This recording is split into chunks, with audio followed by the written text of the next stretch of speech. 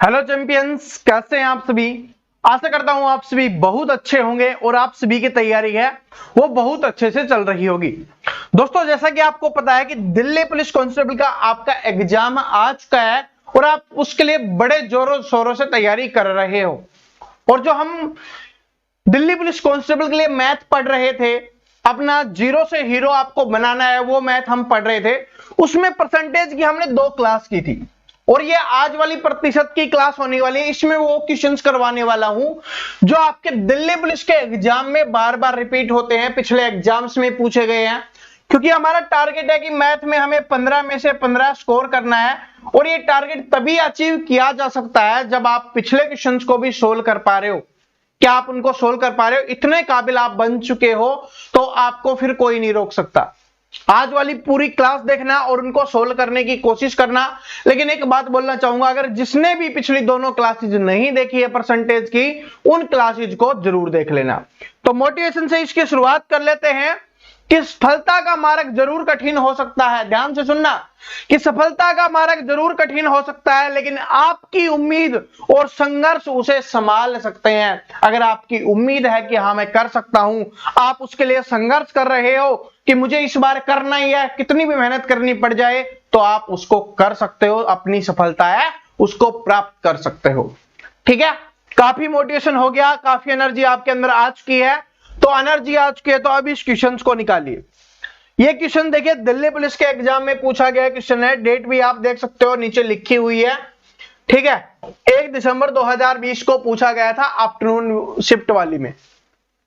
ठीक है, जो आफ्टरनून शिफ्ट थी उसमें पूछा गया था। निकाले क्या है, ध्यान से देखोगे और अगर आपने पिछली क्लास देखी होगी तो ये क्वेश्चन आपके लिए बहुत ही आसान बन चुका होगा। क्या बोला गया है कि ए की आय है वो बी की आय से 20% अधिक है। तो क्या बोला, ए की आय है वो बी की आय से 20% अधिक है। किसकी आय से? बी की से। तो बी की हम क्या मान लेंगे? 100 मान लेंगे। 20 अधिक है तो 100 का 20% कितना होता है? 20 होता है, तो 120 हमने लिख दिया।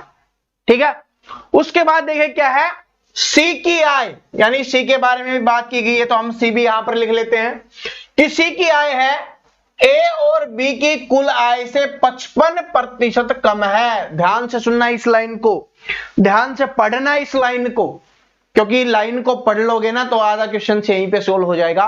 बस लिखना ही है, लिखते ही क्वेश्चन आपका सोल्व हो गया, ये समझ लो।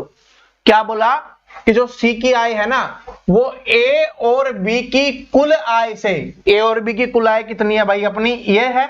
ठीक है, इन दोनों को जोड़ लेंगे, कुल आय आ जाएगी जो कितनी होगी? 220 होगी। कितनी होगी? 220 होगी। 120 ये और 100 ये। आगे देखिए, कुल आय से 55% कम है। इसके दो तरीके हैं, एक तो हम 55% निकालेंगे इसका और फिर इसमें से कम करके लिख देंगे। दूसरा तरीका क्या है, आप सभी को पता है कि 100% होती है, उसमें से 55% कम है तो 55% कम कर दें अगर इसमें से, तो कितनी बच जाती है अपनी? 45% वो आय बच जाएगी। तो डायरेक्ट आपका इसका 45% का मान निकालेंगे जो आपका सी का हो जाएगा। दोनों तरीके आपके पास है, आप जो करना चाहो कर सकते हो। 55% का मान निकाल के इसमें माइनस कर लो तब भी सेम आने वाला है, या डायरेक्ट 45% का मान निकाल दो तब भी सेम आने वाला है। तो इसका हम 45% का मान निकाल देंगे तो कैसे करेंगे भाई? 45/100 करना है बस। 0 से 0 कैंसिल होगी, 5 दूनी 10, 5 नी में 45, 2 से काटेंगे 11 पे और 11 9 कितना आ गया? 99 आ गया। तो 99 हम यहां पर लिख देंगे। दूसरी तरीके से आप करना चाहो वो भी कर सकते हो, वो भी मैं आपको दिखा देता हूं। ठीक है, वरना बोलोगे सर जी उससे क्या पता अलग आ रहा हो। अब इसका क्या निकालेंगे? 55% हम निकालेंगे तो 0 से 0 कैंसिल होगी, 5 दूनी 10, 5 से काटा 11 पे और इसको काटेंगे 2 से 11 पे। 11 11 कितना हो गया? 121 हो गया। 11 11 कितना हो गया? 121। अगर हम 220 में से 121 माइनस कर दे तो यहां से कितना आ जाएगा? 9 आ जाएगा। 11 में से 2 गया, कितना आ जाएगा? 9 और 1 में से 1 गया 0, कितना है? 99। इधर से भी 99, इधर से भी 99, जो भी आपका मन करे आप कर सकते हो। लेकिन डायरेक्ट 45% वाला थोड़ा आसान बन जाता है, थोड़ा समय भी बच जाता है, बस दिमाग का यूज करना है। अब क्या बोला गया? अब बोला गया कि सी की आय है वो ए की आय से कितने प्रतिशत कम है। सी की आय ए की आय से पूछा है तो निकालो कि सी की आय है वो ए की आय से पूछा, कितनी कम है भाई? 21 कम है। किसकी आय से पूछा है? ए की आय से। ए की आय से तो 21 लिखेंगे, 21 कम है, जिससे पूछा उसको बटे में लिखते हैं, तो एक ही आई से पूछा है तो 120 हम यहां पर बटे में लिखेंगे, प्रतिशत के लिए हम 100 का यूज करेंगे।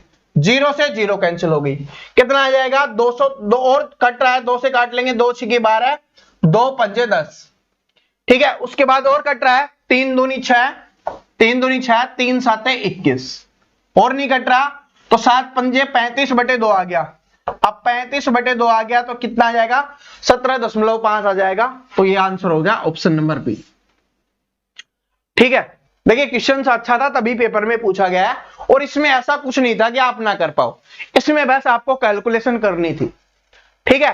तो आंसर चेक कर सकते हो, आंसर क्या हो जाएगा, ऑप्शन नंबर बी आप पे करेक्ट आंसर हो जाएगा।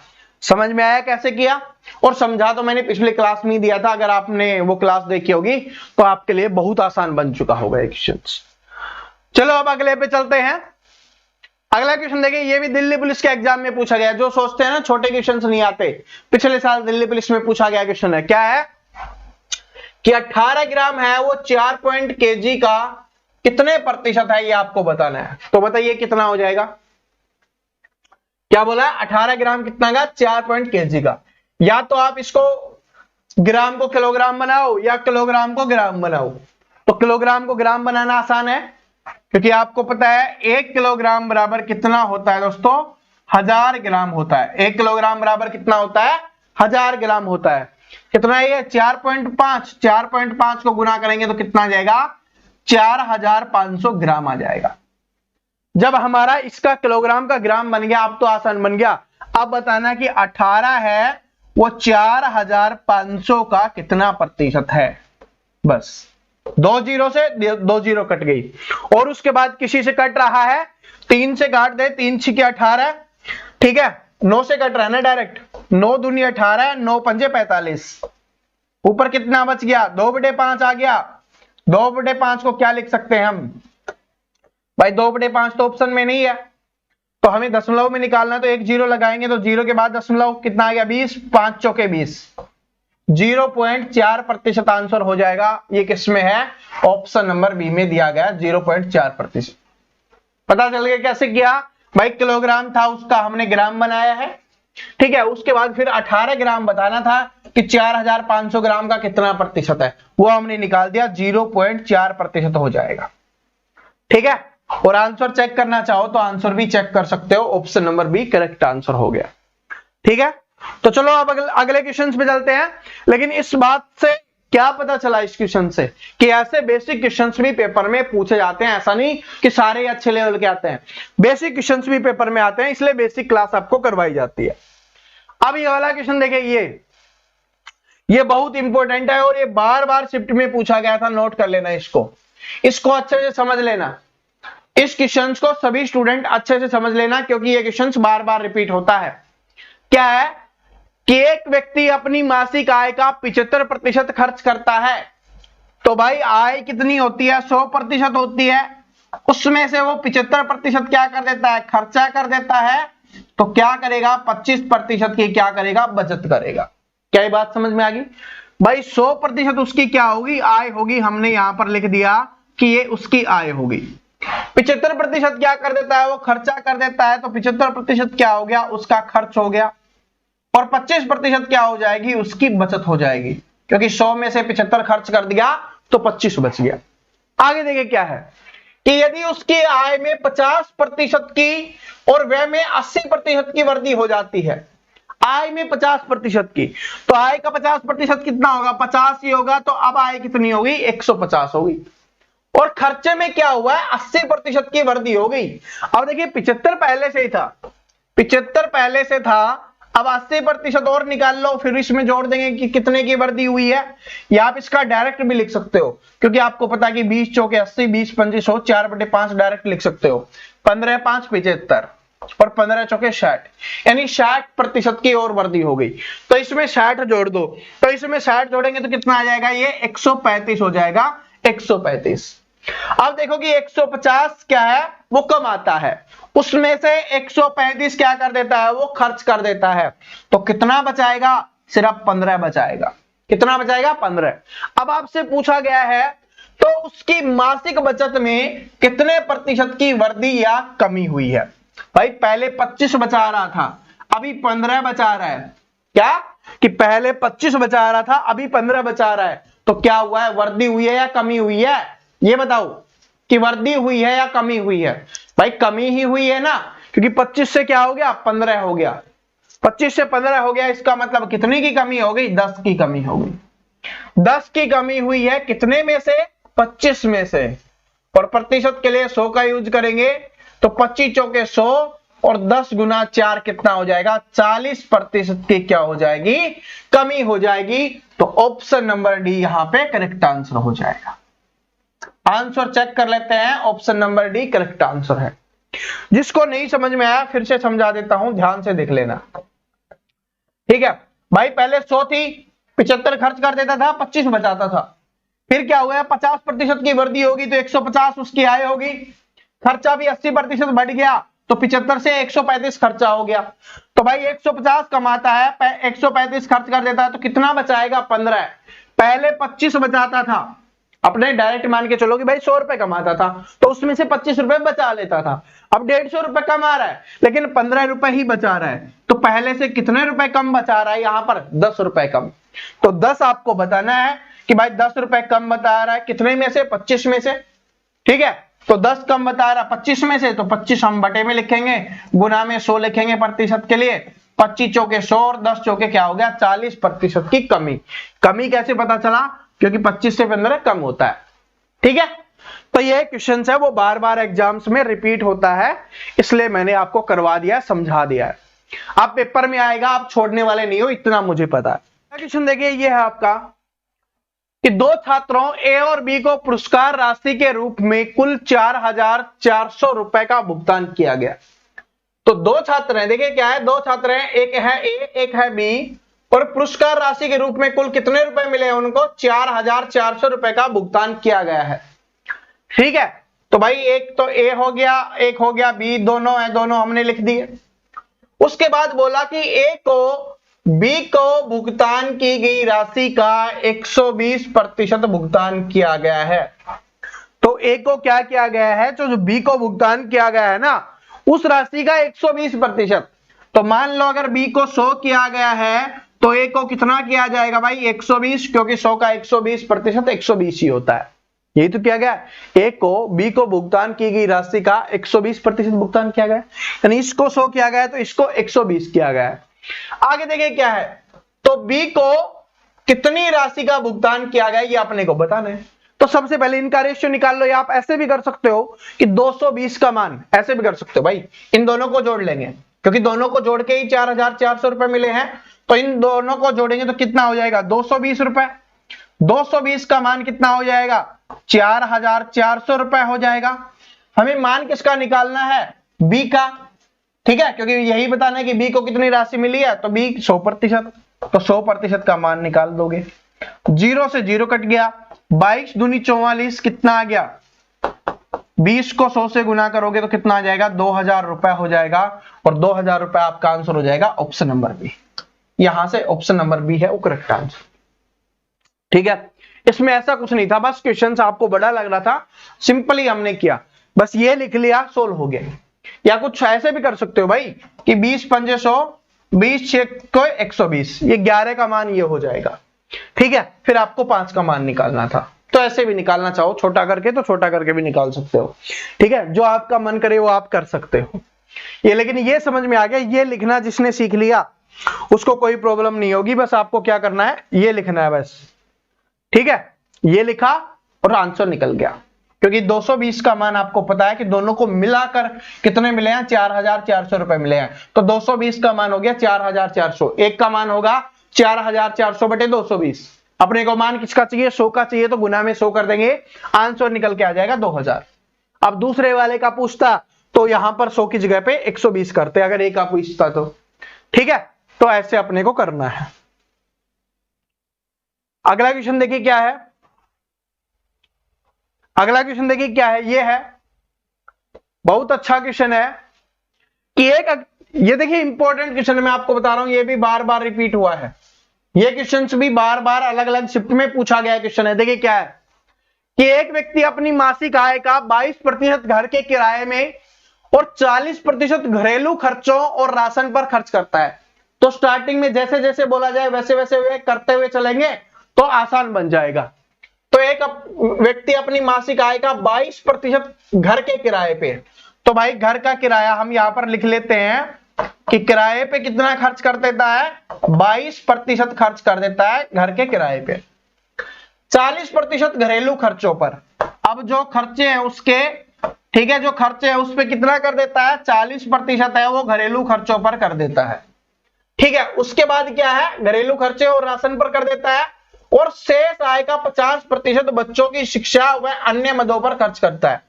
अब यहां पर ध्यान से देखना, कभी कभी आपको यहां पर यह शेष लिख के देगा, कभी कभी शेष लिख के नहीं देगा। अगर शेष लिख के नहीं देगा तो डायरेक्ट हम यहां पर 50% लिख देते, और आपको पता है कि कोई भी आय है वो अपने आप में 100% होती है। तो अगर हम यहां पर 50 लिख देंगे, 50 4 90, और 20 क्या हो गया, 110 और 112 हो गया, 100 से ज्यादा तो हो ही नहीं सकती। इसलिए यहां पर शेष लिखा हुआ है कि जो बचा हुआ शेष है ना उसका 50% खर्च करता है। तो 100 में से ये क्या हो गया, 62% वो क्या खर्च कर चुका है। भाई 40 क्या किया उसने, खर्चे पे कर दिया, किराए पे कर दिया, तो 62% हो गया। तो 100 में से वो 62% खर्च कर चुका है, इसका मतलब उसके पास कितना बचा हुआ है, 38%। और जो 38% है ना उसका 50% करता है, यानी टोटल का क्या करता है, 19% करता है। यहां पर 50 नहीं लिखना, 19 लिखना है। समझ में आया कैसे लिखना है, ठीक है, क्योंकि यहां पर 62% पहले खर्च कर चुका है, 38% बचा हुआ है उसके पास, और 38 का 50% करता है, तो 38 का 50% कितना हो जाएगा, 19 हो जाएगा। तो 19 खर्च करता है किस पे, बच्चों की शिक्षा पर और अन्य मदों पर। तो हम यहां पर शिक्षा और अन्य मद लिख देते हैं कि ये इस पे कर देता है। आगे देखिए क्या है, यदि उसकी मासिक बचत है वो 3800 रुपए है। अब आपको पता है कि भाई ये पूरा खर्च कर दिया, कितना बचा, 19%। जोड़ लो भाई, इसमें क्या है, 38 में से 19 और खर्च कर दिया तो कितना बच गया, 19% बच गया। तो 19% उसके पास बचा हुआ है, और यहां पर रुपए में बताया कि 3800 उसके पास बचा हुआ है। तो अपने को बताना है कि शिक्षा और अन्य मदों पर किया जाने वाला खर्चा कितना है। तो बताओ, इसमें तो कुछ निकालने की आवश्यकता नहीं है, क्यों, क्योंकि शिक्षा और अन्य पदों पर भी 19% ही खर्च करता है। जितनी बचत है उसकी उतना ही खर्चा इन पे होता है। तो ये आंसर हो गया, ऑप्शन नंबर सी हो जाएगा 3800 रुपए। जल्दबाजी में ये मत करना कि उसकी पूरी इनकम क्या है, क्योंकि स्टूडेंट सोचते हैं कि अब इसमें पूरी इनकम ही पूछेगा कि वो कितने रुपए कमाता है, लेकिन ऐसा इसमें पूछा नहीं गया था। अगर वैसे पूछा जाता तो 19% का मान ये 1% का मान हो जाता है, इसके बटे में 19, पूरी आय होती है 100%, तो गुना में 100 कर देते हैं, 19 से काटते हैं, 19 दूनी 38, तो कितना हो जाता है यहाँ पर 20,000 रुपए क्या हो जाती, उसकी आय हो जाती। ठीक है, तो आपसे आय पूछे तो आय भी निकाल सकते हो, लेकिन ध्यान से लास्ट लाइन तक क्वेश्चंस को पढ़ना कि उसमें पूछा क्या गया है। इसमें पूछा गया था तो शिक्षा और अन्य मदों पर किया जाने वाला खर्चा कितना होगा, जो कितना था, 19% था। ठीक है, समझ में आ गया, तो समझ में आ गया तो आगे चलते हैं, अगला क्वेश्चन देखते हैं। अगला क्वेश्चन देखिए, यहां पर है, कहां गया भाई, ये रहा, ये वाला देखो क्या है, सेम वैसा ही है, लगभग वैसा ही है कि सुरेश अपनी मासिक आय का 85% खर्च कर देता है यदि उसकी मासिक आय में 20% की और मासिक बचत में 60% की वृद्धि हो। ये हमने थोड़ी देर पहले किया ना, उस टाइप का क्वेश्चन है। तो भाई लिखते हैं कि 85% खर्च करता है, तो उसकी आय 100% थी, उसमें से 85 खर्च कर देता है, तो 15 की क्या करता है, वो बचत करता है। इस बात को नोट कर लेना, ये क्या होगी, बचत हो गई, ये क्या हो गया, उसका भाई खर्च हो गया, और ये क्या हो जाएगी, उसकी आय हो जाएगी, ये नोट कर लेना। ठीक है, उसके बाद क्या गया, यदि मासिक आय में 20% की वृद्धि हो जाती है तो 100 से कितनी होगी, अब 120 होगी या 100 से, ओके, और उसकी मासिक बचत में 60% की वृद्धि हो जाती है। बचत ये है, इसमें 60% की वृद्धि करो, तो भाई इसका क्या है, 15 का 60% निकाल लो, 20 थी 60, 20 पंजे 100, और 5 तिये 15 और 3 तिये 9, यानी 9 की बढ़त हो गई है। ठीक है, 9 की बढ़त हो गई है तो 15 में 9 जोड़ेंगे तो कितना हो जाएगा, 15 और 9 24। अब कितनी होगी, 24 हो गई है। तो आपसे पूछा कि तो उसके मासिक खर्चे में कितने प्रतिशत की वृद्धि हो जाएगी, आपको बताना है। तो भाई 120 रुपए वो कमा रहा है, ठीक है, उसमें से 24 रुपए की बचत कर रहा है, तो बचा हुआ जो भी है वो क्या कर देता है, वो खर्च कर देता है। तो 120 में से 24 माइनस कर लो, बाकी बचा हुआ वो खर्च कर देता है। तो 120 में अगर 20 करें तो 100 और 4 और कम कर लो, यानी 96 रुपए क्या कर देता है, वो खर्च कर देता है। अब आपको बताना है कि कितने की बढ़ोतरी हुई है। 85 से क्या हो गया भाई, 96 हो गया। तो 85 से 96 हो गया, कितने रुपए ज्यादा खर्च करने लग गया, 11 रुपए। तो 11 रुपए है, बढ़ोतरी कितने पे, 85 से हुई है, तो गुना में 100। ठीक है, इसको काटोगे 5 से तो 17 पंजे 85, और इसको 5 से काटोगे तो 20 पे। और किसी से कट रहा है, नहीं कट रहा, तो 11 दूनी 22, यानी 220/17 आ जाएगा। ठीक है, 220/17। अब देखो किसमें है, तो भाई पहले तो एक बच जाएगा, 17 एकम 17। ठीक है, 17 एकम 17, उसके बाद 5 बच गया, फिर 17 3 51, 3 से कम पे आएगा, तो 3 से कम पे है, इसी पे है। ठीक है, 3 से कम है तो यही है बस। तो 3 से कम 2 होता है, तो देख लो अब आंसर। तो आंसर तो पहले ही दिख रहा है आपको भी, तो ऑप्शन नंबर बी क्या हो जाएगा, इसका करेक्ट आंसर हो जाएगा। समझ में आ गया। इस बार क्या था, ये बीच वाला नहीं दिया गया था, लेकिन मैंने पहले ही बता दिया था जब इस टाइप का पहला क्वेश्चन करवाया कि ये क्वेश्चन बार बार रिपीट होता है। ठीक है, अब अगला क्वेश्चन देखिए। ये वाला क्वेश्चन अगर आपने पिछली क्लास देखी होगी तो आप इसका आंसर बहुत जल्दी से निकाल पाओगे। ठीक है, अगर आपने पिछली क्लास देखी है तो आप इसका आंसर निकाल पाओगे, निकालिए। ठीक है, देख लेते हैं, अगर हमारा और क्वेश्चन तो नहीं था कोई, चलो इसको निकालिए कि यदि चाय की कीमत 15% बढ़ जाए तो एक परिवार को उस चाय की खपत में कितने प्रतिशत कम कर देनी चाहिए कि उसका चाय का खर्चा पहले जैसा ही बना रहे। ये मैंने आपको बताया था कि भाई 15% बढ़ गया, इसका मतलब क्या हुआ कि 100 से 15 बढ़ गया, यानी 100 से 115 हो गया। अब क्या करना है कि खपत कम करनी है, खर्चा उतना ही रहना चाहिए। तो 115 है, 100 से कितने कम करने पड़ेंगे, 15 कम करने पड़ेंगे, कितने में से, 115 में। तो भाई 15 कम करना पड़ेगा, कितने में से, 115 में से, और गुना में क्या आ जाएगा, अपना यहां पर 100 आ जाएगा। ठीक है, 5 से काटेंगे तो 5 तिये 15, इसको 5 से काटेंगे, 5 दूनी 10। ठीक है, और 5 तिये 15। उसके बाद क्या किसी से कट रहा है, नहीं कट रहा, तो 300/23 आ जाएगा, 300/23 आ जाएगा। 23 एकम 23। ठीक है भाई, 23 एकम 23 आ गया, 7 आ गया, 23 69 और 1/25, सॉरी 1/23। 13 सही, 1/23 किसमें है, ये ऑप्शन नंबर बी में दिया हुआ, तो option number B correct answer हो जाएगा। और जिसको समझ में नहीं आया पिछली वाली क्लास देख लो, उसमें मैंने बहुत बेसिक से एक क्वेश्चन समझाया था। इस टाइप के मैंने 2 से 3 क्वेश्चन उसमें समझाए थे, और यहाँ आपको दिखा भी दिया है कि ऐसे क्वेश्चन पेपर में आते हैं। ठीक है, तो आज की क्लास हमारी यहीं पे समाप्त होती है। ये प्रतिशत के वो क्वेश्चन थे जो बार बार रिपीट होते हैं। अगर इसके अलावा भी कोई क्वेश्चन बच जाते हैं तो मैं आपको आगे करवा दूंगा एक छोटा सा वीडियो। लेकिन अब हमारा अगला चैप्टर स्टार्ट होगा, जो हम पढ़ रहे होंगे वो कल 11 बजे आपको देखने के लिए मिलेगा।